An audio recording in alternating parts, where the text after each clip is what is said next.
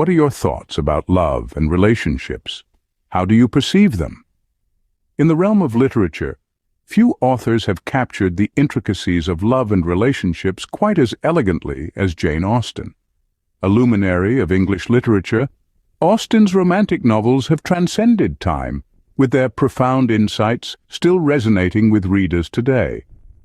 Born in the late 18th century, Austen's work reflects the social norms of her time, yet her exploration of love, relationships, and the human condition remains timeless. Austen's novels are filled with astute observations and witty commentary on love and relationships. Her characters experience passion, heartache, and the complexities of human connection, serving as a mirror to our own experiences. Her words have a universal appeal, speaking volumes about the nature of love, the importance of understanding, and the power of emotional connection. So let's delve into the wisdom of Jane Austen on love and relationships. Let's start with one of the most iconic novels by Austen, Pride and Prejudice. In this beloved classic, Elizabeth Bennet and Fitzwilliam Darcy's love story unfolds amid societal pressures and personal misconceptions. One quote in particular captures the essence of their surprising yet profound love. Mr. Darcy confesses, "I cannot fix on the hour, or the spot, or the look, or the words which laid the foundation. It is too long ago. I was in the middle before I knew that I had begun." Now, isn't that a beautiful encapsulation of the unpredictable nature of love? Often, love is not a sudden dramatic event. It's more like a seed planted without our knowledge, growing quietly until one day we find ourselves standing in a forest of feelings, wondering how we got there. This quote perfectly mirrors Darcy's journey of love. He didn't fall for Elizabeth at a specific moment, in a specific place, or due to a particular gesture. Instead, his affection for her grew subtly, gradually, until he was so deeply in love that he didn't even recognize the genesis of his feelings. Austen's words also remind us of the spontaneous nature of love. It doesn't always follow a linear trajectory or a predictable timeline. Sometimes love creeps up on us, catching us off guard. We often find ourselves in the midst of it before we even realize we've embarked on such a journey. In Pride and Prejudice, Austen beautifully illustrates how love can be as unanticipated as it is profound. It's not always about grand gestures or dramatic declarations. Sometimes it's a subtle, quiet force that grows in the background of our lives, taking root before we even notice. And so, through the eyes of Mr. Darcy, we see that love is not always a conscious choice, but rather a state of being that we find ourselves in, often unexpectedly. It's an experience that transcends time and place, an emotion that is as mystifying as it is enchanting. Love, as Austen suggests, can catch us off guard and blossom before we even realize it. Let's move on to another masterpiece by Austen, Sense and Sensibility. Here, we delve into the heart of a quote that holds a profound truth about relationships. Austen writes, "It is not time or opportunity that is to determine intimacy. It is disposition alone. 7 years would be insufficient to make some people acquainted with each other, and 7 days are more than enough for others." This isn't just a piece of dialogue between characters. It's a timeless insight into the nature of human connections. Austen is dismissing the idea that intimacy is a product of time spent together or situations faced. Instead, she places the emphasis on disposition, the inherent qualities of a person. It's a bold assertion, a shift from the external circumstances to the internal essence of an individual. Let's break it down further.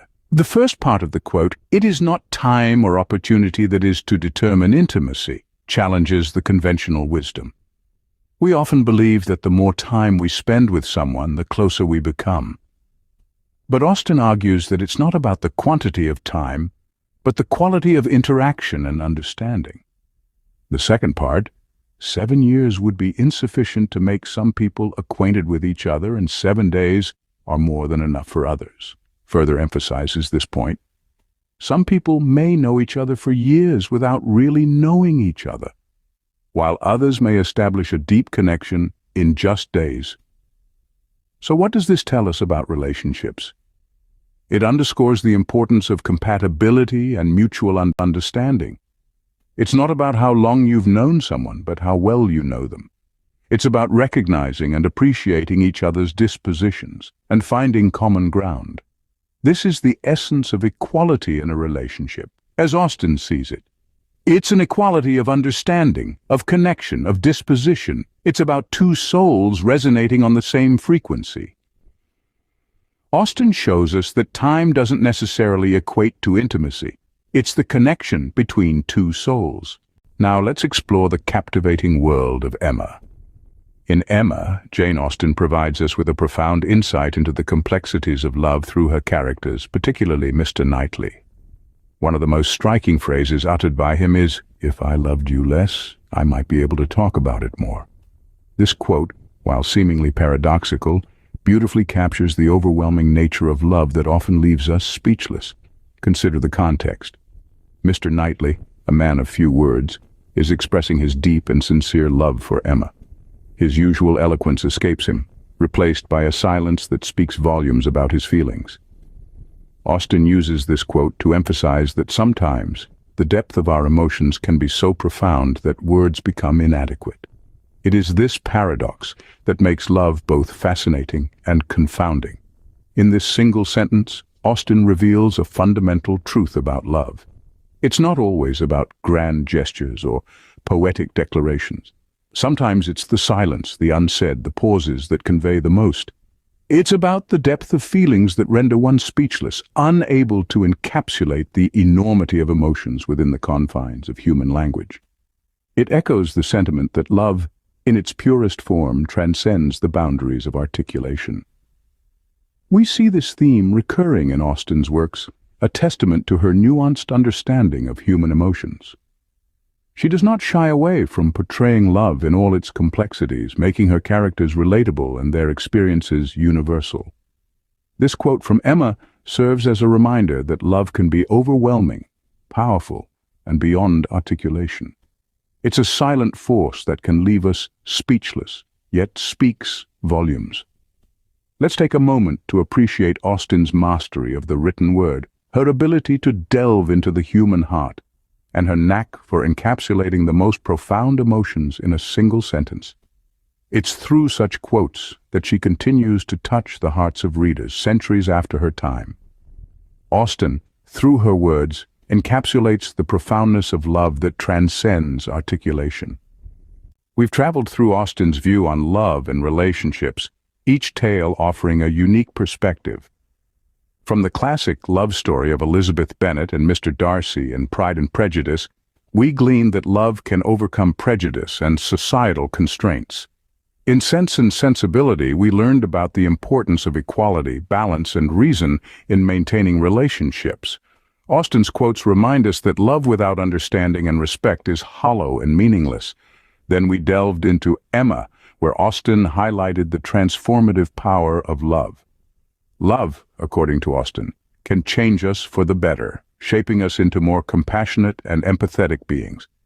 These quotes from Austen's novels provide a deep, timeless understanding of love and relationships.